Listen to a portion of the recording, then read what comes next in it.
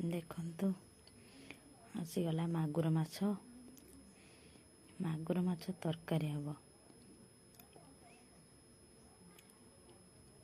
ଭଜା ବି ହେଇଗଲା। ଚାଲନ୍ତୁ ଷ୍ଟେପ୍ ବାଇ ଷ୍ଟେପ୍ ଦେଖିଦେବା। ଆଜି ସବୁ ଦେଶୀ ଉପରେ ହେଇଛି, ମାନେ ଶିଳ ବଟା ଚୁଲି ରୋଷେଇ ଆଉ ଦେଶୀ ମାଛ ବି, ମାଗୁର ମାଛ ଦେଶୀ ମାଛ।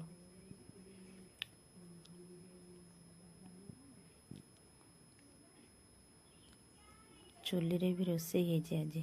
ଦେଖନ୍ତୁ ଆଜି ଭିଡ଼ିଓଟା ବହୁତ ଭଲ ଲାଗିବ ଆପଣମାନଙ୍କୁ।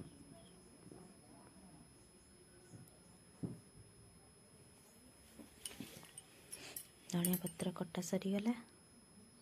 ତାପରେ ଟମାଟର ଆଉ ପିଆଜ ବି ଅଛି, କାଟିଦେବା।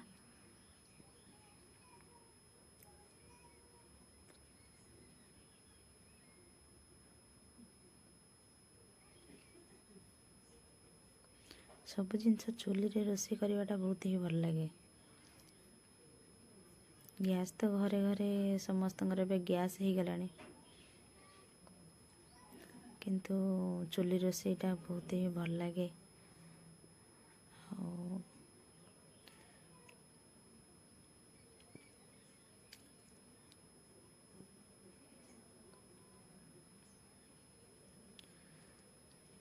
ଚାଲନ୍ତୁ, ଲେଟ୍ ବି ହେଲାଣି, ରୋଷେଇ କରିଦେବା ଜଲ୍ଦି ଜଲ୍ଦି। ସବୁ ମସଲା ଆଇଟମ୍ ଭଜାଭଜି ଜିନିଷ ସବୁ ହେଇଗଲା। ତେଲ ପକାଇବା।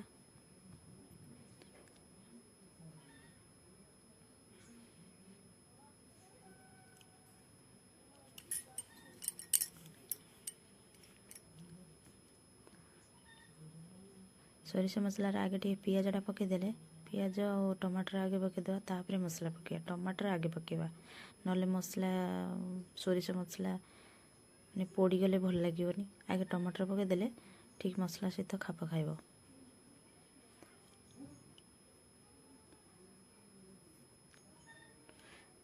ସମସ୍ତଙ୍କର ରୋଷେଇ ହିଁ ଅଲଗା ପ୍ରକାର, ତେଣୁକରି ମୁଁ ଯେମିତି ରୋଷେଇ କଲି ଆପଣମାନଙ୍କୁ ଦେଖେଇଲି ଆଉ।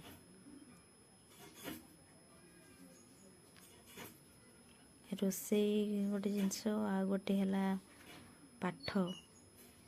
ପାଠ ପଢ଼ିବା ଆଉ ରୋଷେଇ।